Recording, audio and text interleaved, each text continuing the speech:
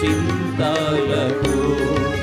నాదుడు యేసు మన తోడనుండ అంతమేగా మన చింతలకు.